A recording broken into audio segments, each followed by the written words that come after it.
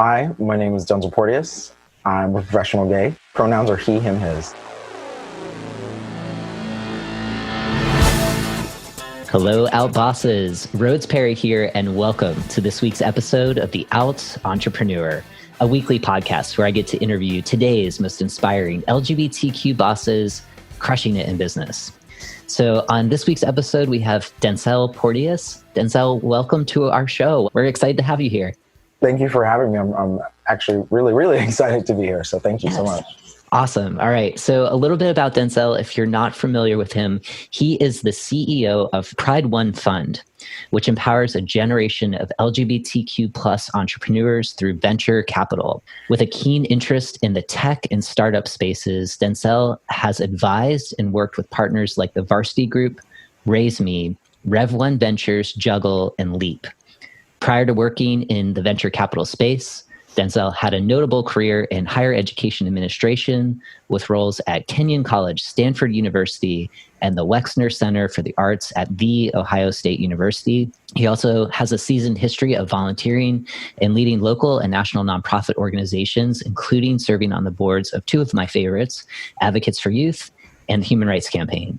So Densil, I'm super excited you're here and that you're from my home state of Ohio. So that's where I was born, but I didn't grow up there. Another podcast. But, another podcast. So it's a great state. I love it. I love Ohio. Yeah. I especially love Columbus, but Ohio has become my home state, so I love it. Yes. So I would say go Buckeyes, though I graduated from Notre Dame, so I feel there's rivalry there. Yeah. So I'm excited to first jump in and talk about the RaiseMe Fund. And so for those in our audience, I know they're going to be super excited about what it is and how you got it started. So walk us through the origin story. Why was this fund created, and what was your role in it? How did you influence the genesis of this amazing venture capital group? Yeah. So Pride Fund 1, I can't really take credit for other than leaning into it and saying this is an awesome idea. My dear friend and now managing director, Tim Wolfstar, he goes by Wolf, of Atlas Partners, was really the one who had the idea and the genesis of this about a year ago so now. And he went to his partners and friends at Loud Capital and said, hey, this is an idea for us. I really like to see how we can uplift the LGBTQ community with the creation of this fund and being able to lean into the community in a really great way. Loud Capital had already started and does a number of sort of social investment and social ventures.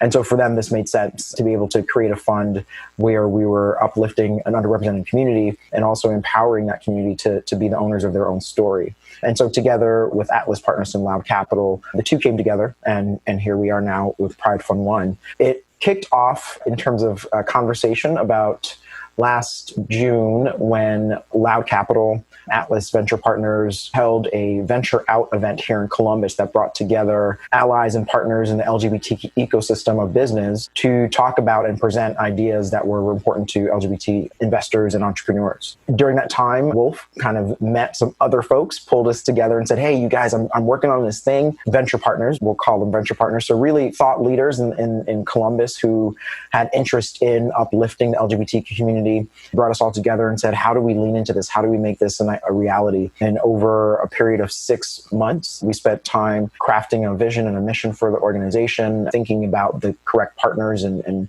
players that we wanted to have at the table. And then we got to work behind the scenes doing the work of it all. Come January of 2020, we sort of had our first bleep out in the world as here's Pride Fund 1 as a real entity. And we were excited about where we were heading. COVID-19 sprung on us quietly in March, and we were sort of like pausing in our tracks. We were on our way down to South by Southwest to elevate the Pride Fund 1 there and to meet with some partners that we had started to work with there.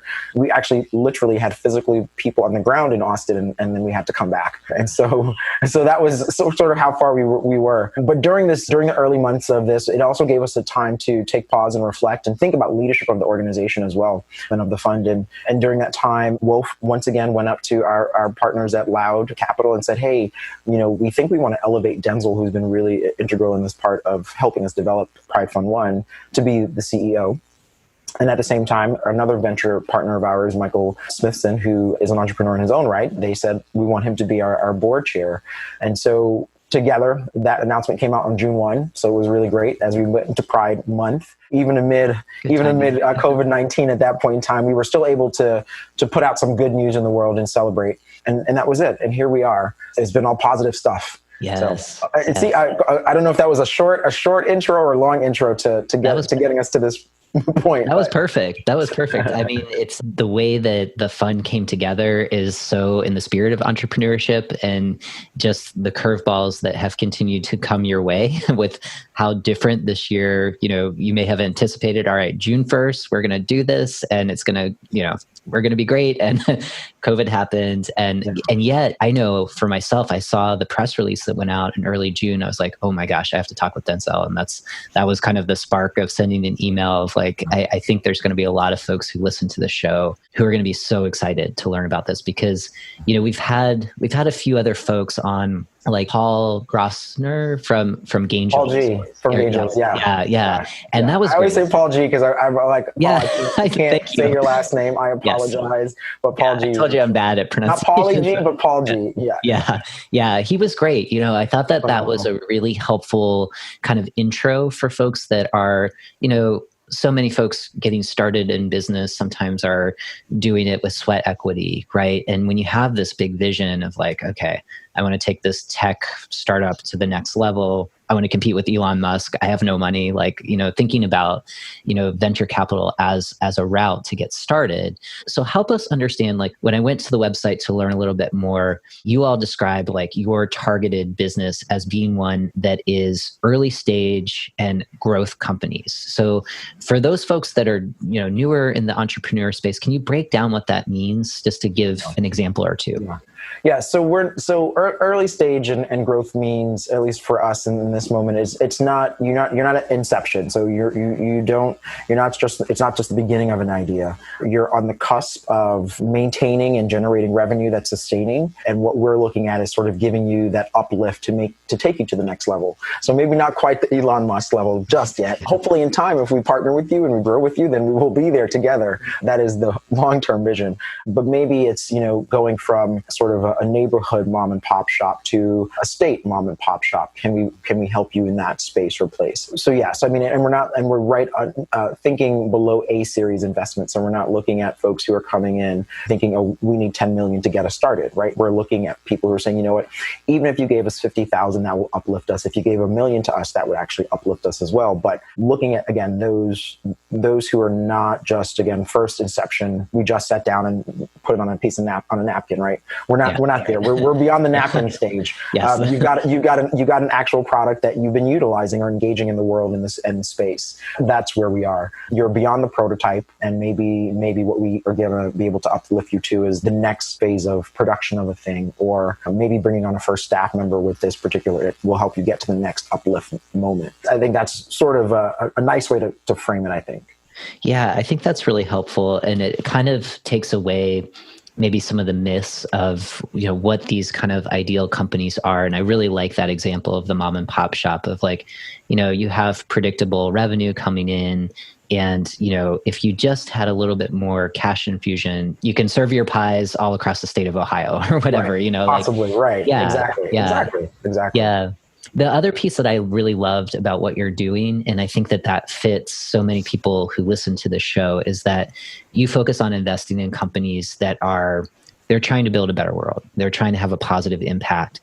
And I'm hoping that you could also share a few examples of what the ideal business that you're looking for when you're evaluating, okay, I'm almost thinking like the B certified corporations, like a Ben & Jerry's, which is huge, right? Yeah. But the commitment to social responsibility and giving back to local communities, like how do you evaluate that? Yeah. So it's interesting. And I don't know if I should say it yet, because the team and we just came up with like I think the nomenclature we're going to start to use, but we're looking at, it is an ROI. I called it an RUI. I got really excited about it, and I'll tell you. But it is but it's sort of the notion of we're looking for return, but it's the uplift factor that really is the component. And that's a mixed factor, because it's how do we uplift you, but also how are you uplifting the community or whatever communities that you're aiming to serve. So, I mean, I think what we're looking at in that space is we want to, one, make sure that we are identifying ventures that we believe as an organization we can uplift. So that means that we have talent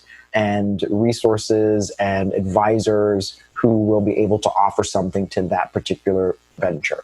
Right. If we don't think that we have that kind of support, then we may not say, yes, this is something we're going to explore, because it's important for us to not only give monetary support, but also uplifting support of individual brain power. And that's what our advisors are a part of that process. So someone might say, we just need your money. And we're going to say, well, that's great, but we also want to also give you resources of people and power and other things. And then on the flip side, we're looking at ventures that we think will uplift the community in which they're looking at or whatever they're working in. So not necessarily do they have to have like a social tie to them, but what they do have to do is somehow make things better for X. So, for example, this month we were really excited to launch our Pride 5 group. Again, sticking with the theme there. So we had our Pride 5 group, and it's great because this is a group of ventures that range from fashion to tech. So there's not, that the vertical, of course, is LGBTQ, but everything in between is great and wonderful. And so one of the ventures that we're looking at, which is a fashion brand, is exciting because what their investment in this moment is to be able to think about how they can bring this high-end fashion down a little bit. I don't want to say the common people, but so that everyone can enjoy, this high-end, high fashion brand. And that's a great idea because I think to us that's an impactful moment where you're making the stratification between those who have and those who may not have as much a little bit less. And that's exciting. We're partnering with, I'm calling it Google Glasses for Doctors, which is really great. So you can imagine surgeons who will have these glasses while they're having surgeries, and they can interact and connect with other doctors, whether in the hospital or in other regions or areas across the world. So that's exciting. So again, it's an uplifting moment where we're making things better. We are proudly and excitedly partnering with Jim Obergefell to do his wine line, which is really exciting, Quality Vines. And so that's, again, right, an uplifting story where each of these particular wines will have a representation or a story related to equality and how it's uplifted. So again, I think we're looking at these ventures in numerous ways. And again, not just the social uplifting, but also just uplifting of whatever space they aim to be in. Those are great examples. I'm still thinking about the Google Glasses and how that could be used in different professions, like real time. Yeah. Where, I mean, literally, like in that example you gave, like saving lives. So definitely like doing good in the world. Like those are really solid examples. I appreciate that. One little question, I know that you're based in Columbus, and kind of the genesis of this group got started, it sounds like, kind of in Ohio. I imagine like the groups that you're funding are across the United States or around the world, or like what's the scope when you're reviewing different, LGBT owned companies that have these great ideas? Yeah. Well, it's interesting. And that was, after you just said that was one of the things I wanted to include in the opening story, and I kind of got excited about everything and forgot it, right? So we did start in Columbus. It is a Columbus grown idea. And we thought in the inception of this that we would be just singularly in Columbus looking at ventures here. What we quickly realized was that was not going to be allowed of us, of the community. The community was like, no, this is not okay. We want this everywhere. And we want to engage from everywhere. So it's, it's not just investors coming from around the globe, actually. It was also ventures and ideas coming from around the world. So that's been exciting. So yeah, we thought we were going to try to, focus on Columbus and only do ventures here and invest with here. But people quickly said, you're thinking too, this is not going to work. And I think what we look at in those spaces, again, is we want to, we're looking at how we can uplift whatever is coming our way. So if it's an entity that may not be based in the US, then we might have to wonder, do we have the support of an individual who can connect with that venture while we're not there with them? So we are seeing that happen. We do have a couple that are not located here in Columbus, which is great, investors and ventures. So I think both sides, we're seeing lots of interest outside of just Columbus, which has been great. Yes, that's awesome. And I imagine hopefully like this show and like other media that you're doing, just getting that word out while we're all kind of at home. Locked away.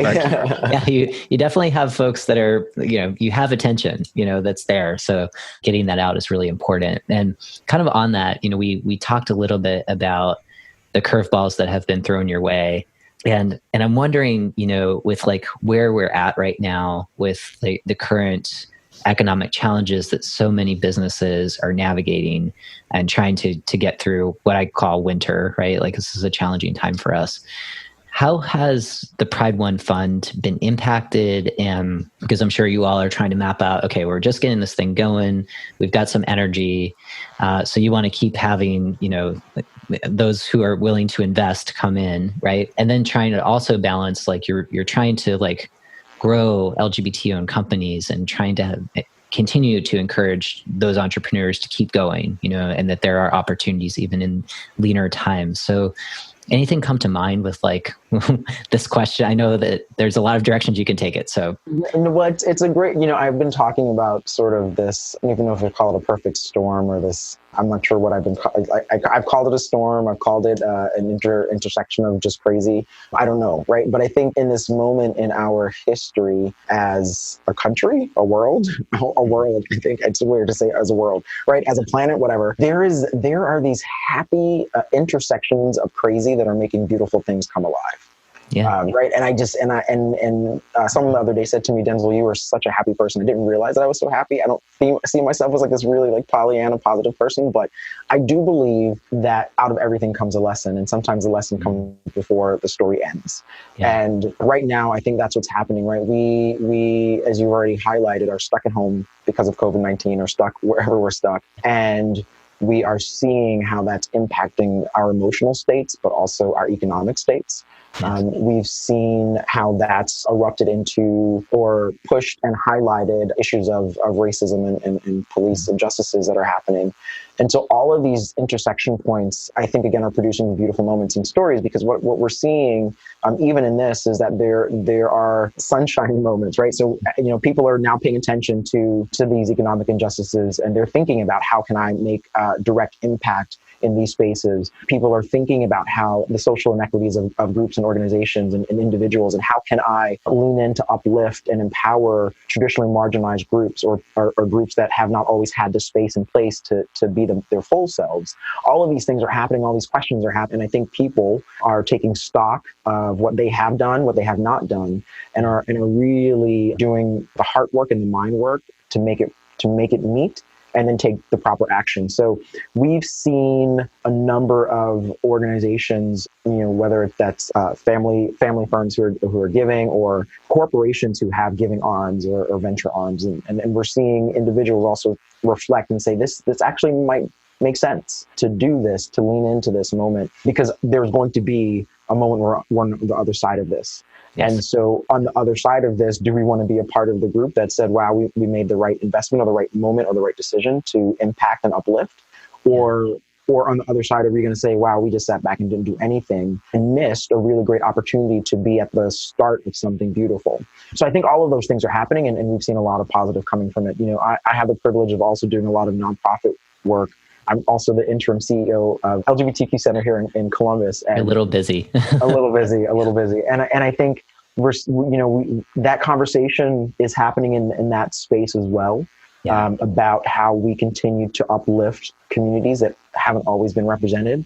And we're still seeing people lean into it. And it's great. I mean, we were so happy in June when the Supreme Court Bostic ruling came down, right? Yeah. And again, it impacts the space in which we exist. And as we talk about venture, and as we talk about out entrepreneurs and out investors and people who are uplifting, now I hope that this Bostic ruling will allow people to feel more comfortable to come out, to be open about who they are as they're pitching ventures, as they're pushing their ideas, because no longer should you have to be afraid of who you are. And your identity, because now the Supreme Court is saying you can't do that, right? You can't just wake up and fire someone because of that anymore. And so again, all of these little beautiful moments have come out of this crazy storm that we find ourselves sitting in. And because we have time to reflect on it, I think people are doing and doing good. Yes, I love that. Yeah, and it feels like, the Supreme Court ruling is such a floor of like, okay, no longer can LGBT folks be discriminated in workplace settings, right? And we know that there's a lot of more work, much more work that needs to be done just to get those baseline, right, like civil rights in place, right? And yet, like, there are, investors, like the folks that you work with, who recognize, like, you can bust through that ceiling. There's so much more, that can be invested in LGBT communities. Yeah. And like, you all are a place for businesses, whether big corporations who have some little piece of social responsibility of like, how do we give back to local LGBT businesses or entrepreneurs? And right. You're like, we have some ideas, right? Yeah. So I think there, in something and I'm sure people talk about this because you always hear ecosystem this. And I think what I've been really honing in on here in Columbus in particular is the LGBTQ ecosystem, right? Like, there is an ecosystem of engagement there where we think about, health and wellness and community building and all these things. But I think economic development in that space is not something that we often all talk about, right? No one actually talks about it, and which is a problem, because I think, as we've seen in the LGBTQ community, the economic disparities are actually quite noticeable. And so if we come into this space and think about how can we impact that from all these angles, again, we'll uplift everyone, and I think we'll do that appropriately. So. Yeah, you're totally doing that. And I'm sure, like, as you continue strengthening relationships with, like, the National LGBT Chamber of Commerce and Start Out, there is this kind of growing ecosystem of, like, queer folks, LGBT folks talking about, like, okay, like, there's so many different facets of our lives that can be improved. And living in a society that is based on capitalism, we have to have jobs. And if it's difficult to find employers that are going to allow us to bring as much of ourselves to work as we can, like, entrepreneurship is not for everyone, right? And when you have the fire in your belly, there are opportunities, and you all are trying to, like, infuse some funding for good ideas. And I think it's I feel like we're all at the beginning of, like, how much more can we go? Yeah. It's infusing the funding, but, you referenced my quote on Twitter, or the background on Twitter, it is also showing up in these spaces where you don't traditionally see us. And I think that for me is really important, because if in the venture capital world, we're showing up as LGBTQ investors amongst, cisgendered white straight men, that's also going to start to shake it up a little bit, to say, well, actually, there are other people who can be in this space. And maybe we should be thinking about inviting more people that look like them, that don't look like us, into this space as well. So I think, like, it is such an intersectional thing, right? I'm a gay Black man, right? I'm sorry, but my intersectional identity, like, I can't disconnect one piece from the other at any given point in time. And so even sitting in this CEO seat as CEO of Pride Fund One, or sitting in the interim executive director seat, at Stonewall Columbus, my full identity is a gay Black man, right? And all of these things intersect in such a way that, as I'm thinking about uplifting community, I'm thinking about all of my identities that haven't always had that space and opportunity. So it's an interconnected dance that we can't really separate. And having a leader in the space that is that interconnected is also very helpful, I think. Yes. As we address these issues. Yes. So your quote, so we were talking about before recording. So just for folks who are like, what's the quote? So this is awesome. And this is on Densil's Twitter. I think it's on your background, but it's representation matters. That's why I keep showing up, especially in the spaces where I'm told I don't belong. I love that so much. And for folks that know my background and kind of, I wrote a book about belonging, I'm like, this is it, that's everything. Yeah. So I really appreciate what you added there.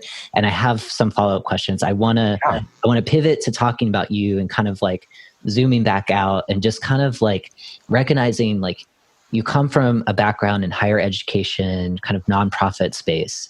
And you're kind of, like, diving in deeper into, like, entrepreneurial land, venture capital land. So, like, what's, like, most surprising to you about the difference of those kind of, like, industries and spaces that, like, immediate kind of first impressions where you're like, whoa, okay, like, this is a different space and you're excited? Or is it more of the same? I'm going to say it's more of the same, at least for me. And I don't know if that's an individual thing or an actual thing. I am hungry, and I have a ferocious appetite in terms of digesting everything that I can. So I don't know. I mean, maybe for me, it was like, nothing has surprised me. I'm not coming in surprised. I think that, and that's again, because the way that I digest things, I want to understand, and I don't, a friend of mine a long time ago said, learn something about everything and everything about something. I've not gotten to the everything about something yet, but I'm learning, right? Like I can't quite focus on just one little thing. And so I keep learning all these different aspects. And so as I came to both sides of it, I think that they really feed each other. The nonprofit work and the for-profit work actually are really similar. I remember when I was working at Kenyon College and I decided to get my MBA, it was because I realized that higher education is a business and people weren't thinking about it like that. And I understood the arc of the future. I understood that there was going to be a higher demand because there's going to be a growth in population, like all these things, and there, and more selectivity, and so I wanted to start to understand how do you make a business really shine? How do you do all these things? And so I had always believed that I was going to be the dean of admissions at Kenyon College. That was like my life goal. And so I took all the steps that I believed would help me be a better leader in that space, understanding how to, again, run a business, getting your MBA, understanding marketing and communications, understanding all these leadership, diversity, and at some point, I decided that that wasn't what I wanted to do anymore in terms of being a dean of admissions, but I still wanted to help people find connection and community. And that's what I think I'm still doing in all the things that I do is helping people find connection and community and uplifting that. So it was an interesting journey to get to this space. I couldn't tell you that I ever wanted to own my own business. That was never a thought for me. My thought has always been and still continues to be that I believe I can make other people's businesses better. That's who I believe I am. Put me in, I can help you out. Like that's and what I've often found is that's the jobs I gravitate to, is that I end up in spaces where companies are starting out or struggling or needing refinement, and they need someone to come in and say, get it done this way, and then I leave. And that's exciting for me. So, I now own my own consulting business. I'm a nonprofit consultant. And yes, I do run technically 2 other kind of organizations and companies, but it's never the space that I thought I was going to be in. And higher education is not a place where you technically run your own anything, right? Higher education is sort of the antithesis of entrepreneurial spirit, quite frankly, right? It's bureaucracy. It's a bunch of people sitting around a table making a decision for the greater good of whatever. And I learned a lot in that space. So, I think I learned, if nothing, from that space about understanding community and coalescing and empowerment and encouragement, and which I think are things I take with me as a leader. But I also have learned that sometimes leaders need to make a decision to move us forward. And a good leader has already taken into account all of those people behind them. Yeah. Right. And so, but again, that's what I learned in higher education, right? I learned that and brought that to sort of the business world and how things move forward. And it's working. I think people appreciate knowing that that the person who is helping move them forward is actually thinking about them, does value them. And I will tell you, I'm not a meeting person. I don't like meetings, but I know the value of a meeting and I understand it. And so even if I don't have a meeting, in my mind, I have a meeting with 20 people, right? Because I have to think about all of these other voices that may not be in the room or the space. Because again, as I said earlier, that's my job. My intersectional identity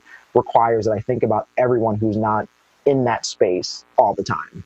Yes. I remember once someone asked me, how do you think you're prepared to lead an organization, a diverse organization like this? I said, I'm living my life. Like literally, there's no other way that I can answer that question other than saying I'm a gay Black man. So I'm forced to think about everyone else and myself.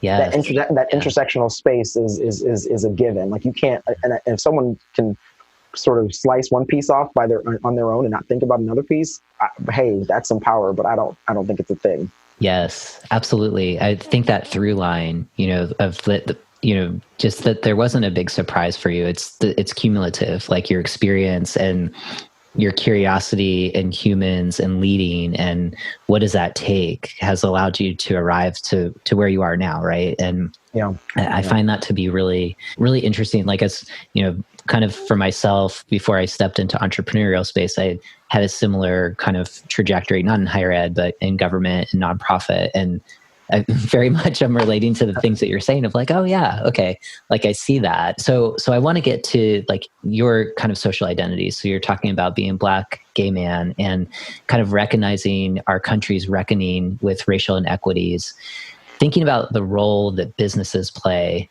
And I'm sure, as a consultant in nonprofit space, there's probably a lot of leaders coming to you now saying, oh my gosh, we have like a history of structural racism. Like, how do we build an anti-racist organization, right? Like, so there's a lot of, there's a growing number of leaders. I don't know what the numbers are. Like, kind of doing that internal reflection work, like at a personal level, and then kind of looking around at potentially harms that have been caused by either their company to the folks that they're serving, or people working inside of their companies. So, just, I know it's a big question, but just kind of thinking about when you're identifying LGBTQ in businesses that are trying to do good in the world, you have a great lens already of like the role that business does play to build on social good. And in this moment right now, what more could businesses be doing other than kind of issuing hollow statements that are calling out police brutality and racial violence? Like, other ideas here, because I know that there are folks listening right now thinking about this and really hungry for concrete examples, even if it's just kind of creating a little spaciousness for people to take a beat and kind of focus on healing, as groups, as organizations. Yeah. Even as the interim executive director of a LGBTQ nonprofit here, we had our own issues, right, in that space, where as an organization, we did not and were not always standing up and supporting all voices in our community. And I think we issued apologies, we issued statements. I think the thing that oftentimes people forget to invite into that space is accountability. Yeah. Yep. Right. So totally. You can say you're sorry. You can say this is the work that we're doing. But if you don't invite accountability into that, then I don't think the work is genuine. Yeah. And I'm not saying, and when I say genuine, again, I'm nuanced with language, but when I say genuine, I really mean genuine. So yes, from your heart, maybe you are taking actions and issuing these statements, but genuine work in making change is inviting accountability in. Is saying that we invite you to tell us when we've done wrong, caused harm, and then push us and challenge us to be better and do better. And that's the language people need to be inviting.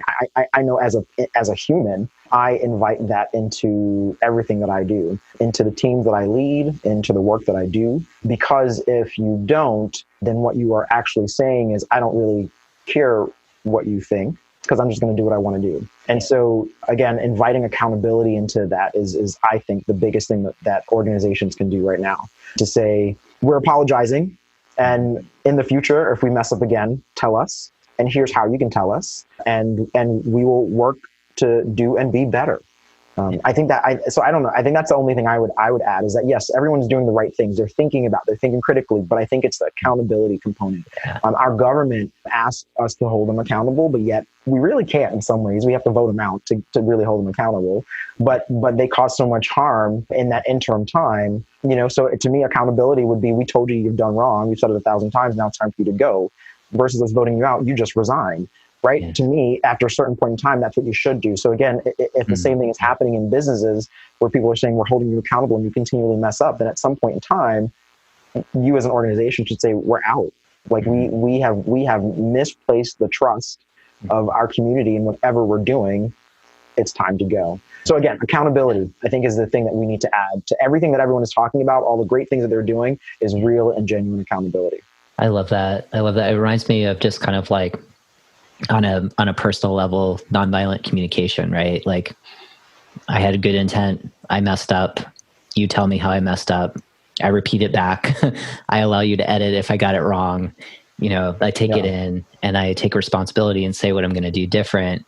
Yeah. And checking in to make sure, like, am I in the right direction? And then allowing that editing process to happen. I think that's kind of the pieces of accountability that I think in our culture, with people leading our country right now, not great models about like owning like the buck stops here, right? Like, so not at all. Yeah. So I really appreciate that. I think that's very concrete, and I think it helps those folks leading businesses that are impacting lots of different communities and folks, like, to just take a beat and, take stock and kind of open up that dialogue, right? I mean, I think it's a reflection of humility and humanity, right? Yeah. I think, right? To be able to open yourself up to that, yes. To be able to open yourself up to feedback. So humility and humanity, right? Like we all want to be heard and appreciated for whatever we bring to the table. So I think accountability allows for the space of someone to demonstrate, that they have the capacity to be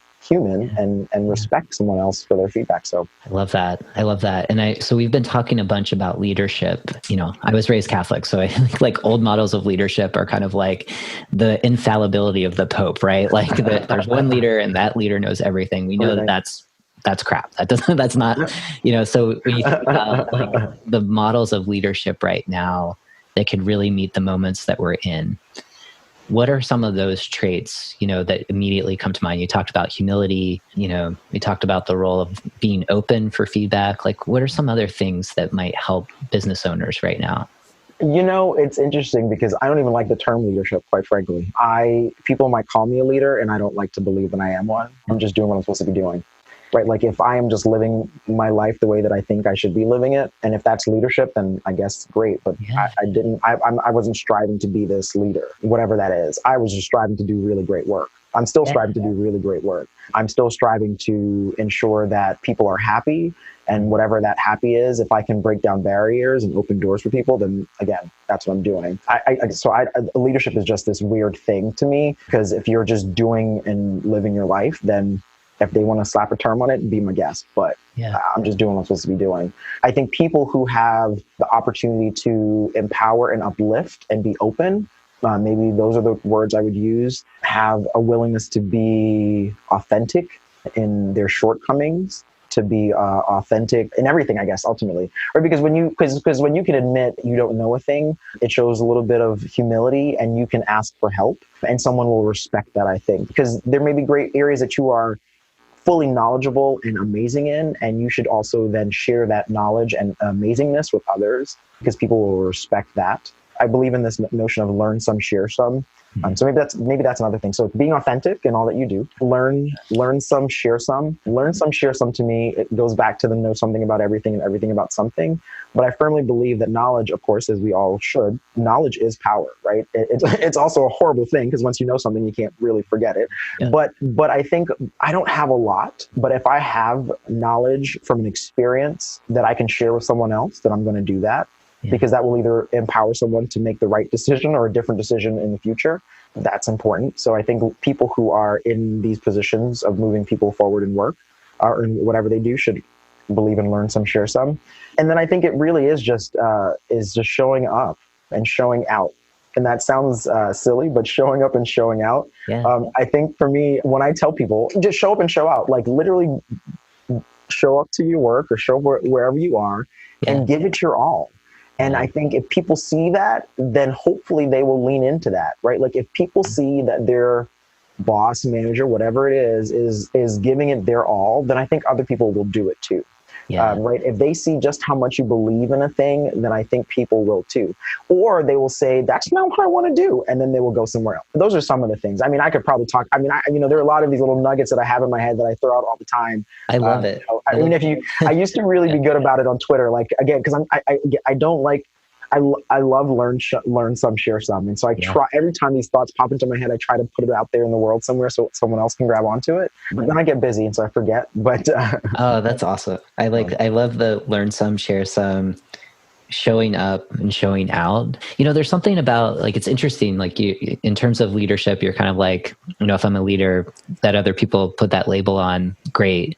To me, something that you exude is integrity, right? Like just doing the right thing. And I think if everyone's watching, no one's watching, but just that consistency, there's a magnetism that I think, because, you had used the word genuine earlier, I think people gravitate to people that are trying, and kind of just doing their thing and, doing what you're good at. And that's inspiring, and I think that people see you as a possibility model. I'm sure, in Columbus with all of the work you're doing nationally, you're doing work now with organizations that are international, right? And people are seeing you, and I think, like, going back to the quote on representation, you're a new model of leadership that I think is a fresh breath of air for a lot of folks that don't see themselves serving as CEOs, right, of venture capital funds. So it's like, there's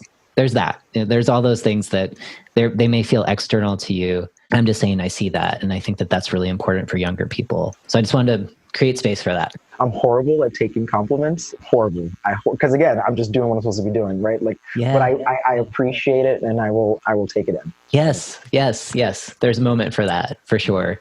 So I want to get, I'm seeing the time, but I want to get to the two questions that we were talking about in the beginning, which is, I think, really important when we talk about showing up and showing out, showing up as authentically as you want, and recognizing that even with the Supreme Court's ruling, there's still challenges with workplace culture. And I'm wondering, like, if there's one example that you can draw on from the past where it may have been difficult for you to show up, and specifically like around being a gay man in the workplace, which may have interactions with being a person of color, right? Like, just talk to us about like maybe a microaggression that occurred in the past that, you were able to navigate around, just to give other folks navigating these microaggressions right now some hope that, or at least some guidance of how to navigate.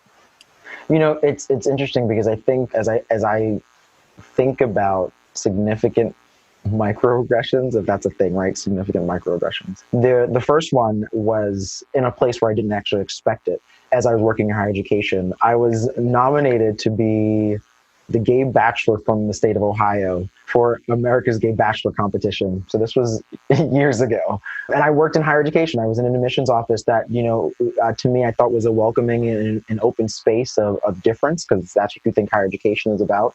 And I had seen other team members share fundraising things about Girl Scouts and whatever. And I shared a note with the team that was like, hey, would you all lean into supporting me in this moment?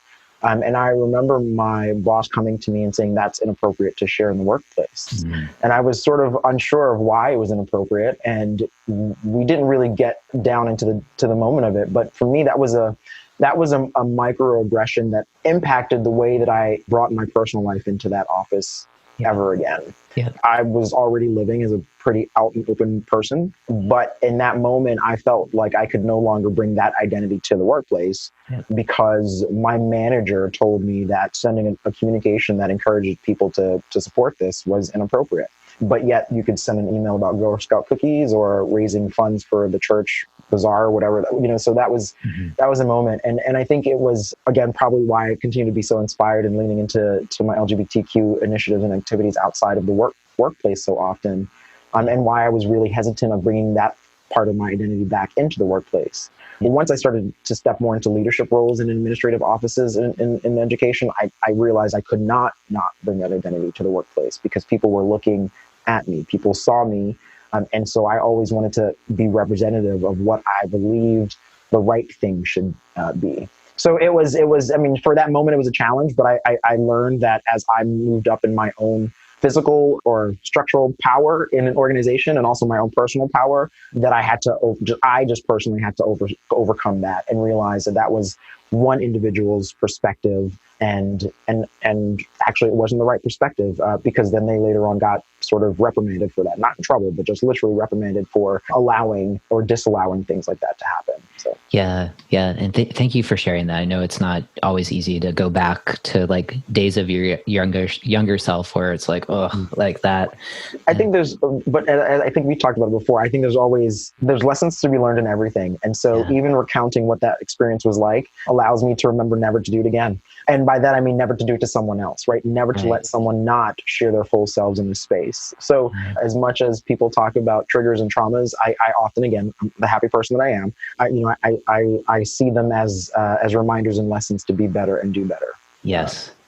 And I think that's a nice segue to my favorite question of these interviews, which is from those less than stellar experiences and also the great ones, lived experiences of being a member of the LGBT community. Do you view those as a superpower that allows you to stand out in your work today? A friend of mine, Tom, who does this wonderful show, 7 Minutes of Sunshine at 7. On Facebook. He does it on Facebook now. It's Facebook Live, and it's really great. And he interviewed me maybe 3 weeks ago now, and he has people come on and he asks us to do a little values work wheel and then your superpower. My superpower that I believe is empathy. I to a fault sometimes. Being a gay Black man and having lived the experiences of being an outsider within, it's hard not to think about how someone else feels and not want to have them not feel negatively or badly. You know, my foster daughter, I have a 3.5-year-old foster daughter, and she was pulling the stuffing out of her little doll. And I said, you know, babe, you got to think about how she feels. Like, I was gendered with it because she was already gendered there. But this whole space, trust me, it's a big thing in our house. We don't use gender terms unless the baby brings it up. But you know, she was pulling the stuffing out of the doll, and I was like, you need to understand how the doll would feel. How would you feel if someone kept pinching at you and pulling your stuffing out? And she was like, oh, I wouldn't like it, you know? And so I think that empathy thing is such an important thing. And I think because I've been a gay Black person in this community, it's hard. People have treated me in horrible ways. To know that I would never want anyone to feel the way that I felt. Empathy is the only thing that I think can keep someone from treating other people in ugly ways. So I think that would be it. You know, within this community, learning and surviving on empathy. Yes. I love that. And it's not a surprise that is one of the superpowers that continues to pop up in this space from so many different guests, right? And it's just that having endured, you know, less than stellar treatment, sometimes really outright horrible acts of discrimination, right, is when we can see other folks struggling that we might not share the same social identities or same experiences. It's a honed skill, I think. Yeah. Not everyone, for sure, in LGBT land, but I do think that there's hope of like really strengthening empathy within our communities and just modeling it, because I think our world needs it in spades and is kind of deficient right now. So we will shine it like vitamin D from it. You know, I love this. I know we're at the end of the hour, so if you have a little more time, I would love to ask you two more easy peasy questions. I will give the time. Okay. All right. Awesome. Thank you. So my second to last question is, you know, knowing that you're in the space of really supporting LGBT entrepreneurs, for those folks that listen to the show pretty regularly and are thinking about getting started, they may even have a side hustle. What kind of advice would you give them to consider taking that leap into truly like embracing, you know, the label, the role, like all the ups and downs of entrepreneurship? I have conversations, kitchen counter conversations. I'm not a big person that likes to go out a lot. I like to stay home and invite folks over. So even COVID-19 was a great moment, because I was like, come on, this is great. And when I'm sitting around the kitchen counter, sometimes we talk about, I share a lot about space. And I think, you know, to me, there's a limited amount of space that we have to do the things that we want to do. And when you let things go, you can expand other things into that space, however you want to look at that. And I think what people who are on the fence thinking about whether or not they should lean into it more, think of the space of joy in your life and think about how much more joy you can fill in that space if you decide to let go of the fear. Right. So if you replace that fear space with joy space, then you've got more joy in your life. Yeah.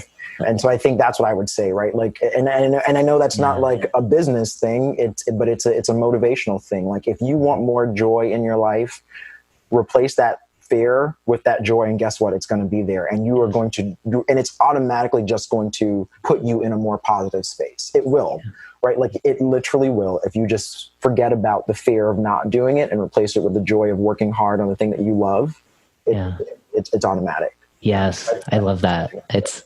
Yeah. I mean, it's a mindset, you know, like, I mean, you said motivation, and I think it's definitely the mindset piece that's so critical when you're running your own business, right? It's like you have to believe in yourself. You have to believe in yourself. You have to, because that idea of that business is maybe not fully articulated. It might be half baked, but you can see it in your head, and you've got to be your number one biggest fan. So I really love that.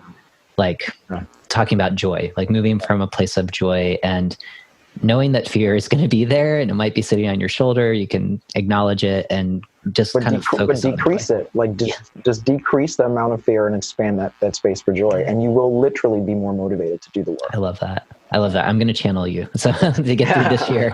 So Pride One Fund, where's the best place that you want folks listening right now, knowing that they're probably working out or chilling out on the couch, whatever? What's like the number one place you would love folks to go to learn more about you and what you're up to?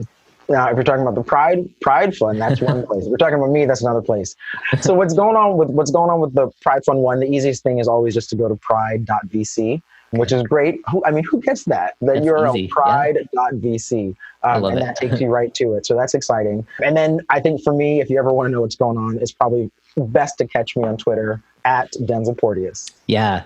It's been fun following you. I'm like, oh, this is awesome. I love all your little tweets. So I try. You're good at it. I'm not I'm more of a like LinkedIn or Facebook long form. I'm still working on my soundboard, but as you can probably tell in this interview, which is no 7 minutes of sunshine, but it's an hour of good stuff. So it is. I appreciated this so much. I think one of the things I love answering questions and talking.